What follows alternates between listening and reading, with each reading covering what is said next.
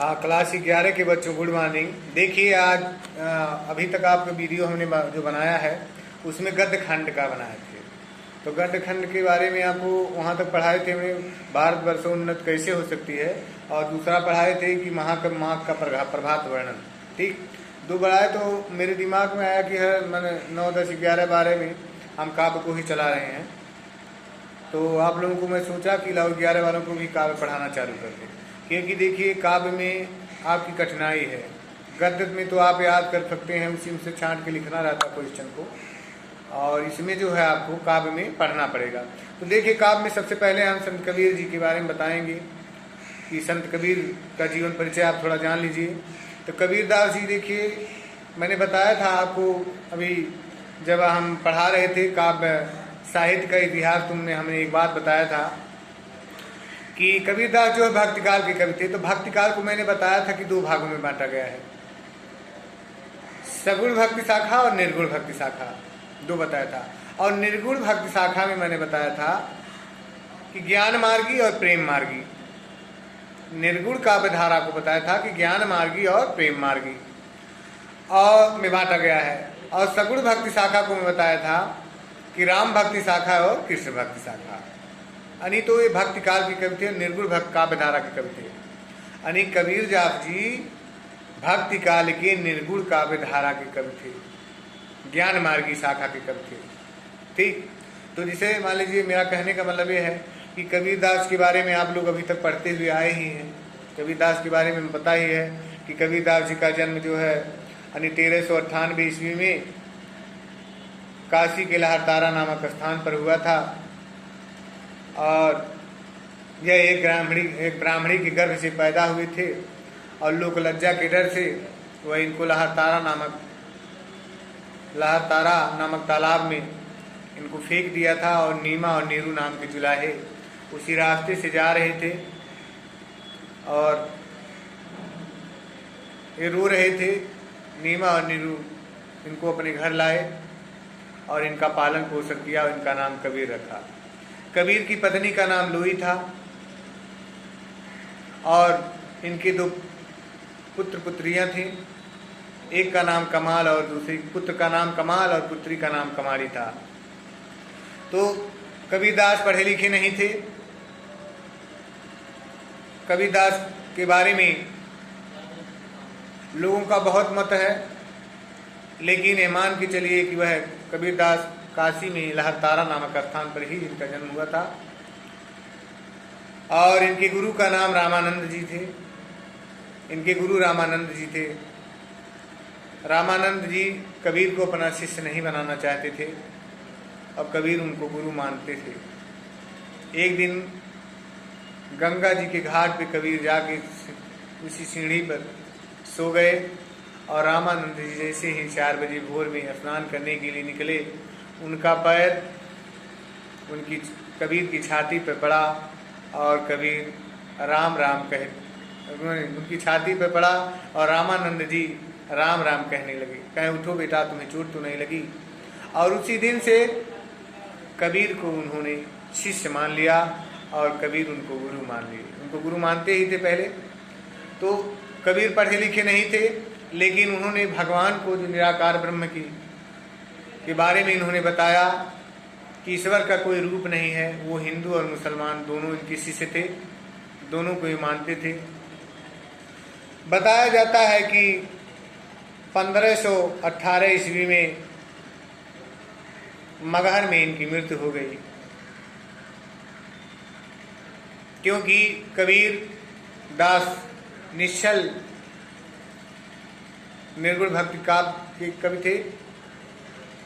ये जब मरे तो मुसलमान इन्हें दफनाना चाहते थे और हिंदू इन्हें जलाना चाहते थे। तो जब चादर उनके शव से हटाया गया तो नीचे फूल मिले, और कुछ फूल हिंदू को दे दिया गया और कुछ फूल मुसलमान बांट लिए। तो कबीरदास इसे प्रतीत होता है कि वह सभी धर्मों को मानने वाले थे। उनके जीवन में निराकार ब्रह्म की उपासक थे, वो निराकार ब्रह्म को मानते थे।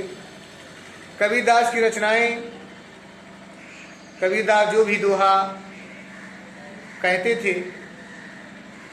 वो अपने बीजक नामक ग्रंथ में इनके शिष्य लिखते थे। इनका जो शिष्य था वह उनके जितने भी दोहे थे उन्होंने साखी सप्तरामायणी नाम से अपने बीजक नामक ग्रंथ में संग्रहित किया। और कबीरदास की जो रचना है बीजक, जिसमें साखी सप्तरामायणी विद्यमान है। कबीरदास जी मत्स्य कागज छू नहीं कलम गहीने हाथ। कबीरदास जी पढ़े लिखे नहीं थे, फिर भी उनके विचार ईश्वर के प्रति विशेष रूप से सुनिश्चित थे। कबीरदास जी की भाषा सदुक्कड़ी भाषा थी। कबीर की भाषा में पंजाबी, राजस्थानी, अवधी आर्य अनेक प्रांतीय भाषाओं को की खिचड़ी मिली हुई है, खिचड़ी है। और इनकी साखियों की भाषा अत्यंत सरल और प्रसाद गुण संभव है। हिंदी साहित्य के हजार वर्षों में कबीर जैसा व्यक्तित्व लेकर कोई लेखक उत्पन्न नहीं हुआ।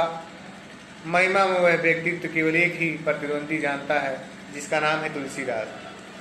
देखिए, कबीर और तुलसी की तुलना जब हम करते हैं तो कबीरदास तुलसीदास में बहुत कम ही अंतर मिलता है। कबीरदास राम भक्ति शाखा के कवि थे और तुलसीदास राम भक्ति शाखा के कवि थे और कबीरदास ज्ञान मार्गी निर्गुण ब्रह्म के उपासक थे। इतना अंतर था दोनों में। तो ये कबीरदास की जीवन परिचय हो गई, इनकी कृतियाँ और भाषा शैली हो गई। इनके आप जो साखी इन्होंने लिखा है उसको देखिए। इन्होंने लिखा है कि बलिहारी गुरु आ पड़े दोहण कै बार। बलिहारी गुरु आ पड़े दोहण कै बार। कबीरदास जी कहते हैं कि मैं अपने गुरु पर कितनी बार न्यौछावर हूँ, दिन में कितनी बार न्यौछावर हूँ, फिर भी मेरा मन नहीं भरता। अनि बलिहारी गुरु आ पड़े दोहण कै बार। अनि कबीरदास जी कहते हैं कि मैं अपने गुरु पर कितनी बार न्यौछावर हूँ, दिन में कितनी बार न्यौछावर हूँ, फिर भी मेरा मन नहीं भरता। और जिन मानस तय देवता करत न लागे, जिन्हें मुझे मनुष्य से देवता बनाने में जरा सा भी देरी नहीं की। जिन मानस तय देवता करत न लागे देर, यानी जिनको मनुष्य से देवता बनाने में जरा सी भी देरी नहीं लगी, मुझे मनुष्य। यानी कबीरदास जी कहते हैं कि मैं अपने गुरु को दिन में अपने गुरु के ऊपर कितनी बार न्यौछावर हूँ, तो फिर भी मेरे मन को संतोष नहीं मिलता है। और जिन मानुष से देवता करत न लागी दे, जिनको मुझे मनुष्य से देवता बनाने में जरा से भी देरी नहीं लगी। इन देखिए आगे, सतगुरु की महिमा अनंत अनंत किया उपकार, अलोचन अनंत उघाड़िया अनंत दिखावड़हार। लिखे हैं इसमें, कबीरदास जी कहते हैं कि मेरे सच्चे गुरु की महिमा अनंत है और उनके द्वारा किया गया उपकार भी अनंत है। देखिए, सतगुरु की महिमा अनंत अनंत किया उपकार। कबीरदास जी कहते हैं कि मेरे सच्चे गुरु की महिमा अनंत है और उनके द्वारा किया हुआ उपकार भी अनंत है। लोचन अनंत उघाड़िया, लोचन अनंत उघाड़िया, उन्होंने अनंत लोगों की आंखों को खोल दिया है, अनंत दिखावा, और हमें ईश्वर के दर्शन करा दिए। एक तरफ अनंत माने ईश्वर होता है, एक तरफ अनंत माने जिसका अंत ना हो। एक बार और देखिए, सतगुरु की महिमा अनंत अनंत किया उपकार। कबीरदास जी कहते हैं कि हमारे सच्चे गुरु की महिमा अनंत है, अनंत किया उपकार, उनके द्वारा किया गया उपकार भी अनंत है। और लोचन अनंत उघाड़िया, यानी हमारे गुरु ने अनंत लोगों की आंखों को उजागर कर उघाड़ दिया है, आंखें खोल दिया है, और अनंत दिखावा हार, और ईश्वर के दर्शन करा दिए हैं।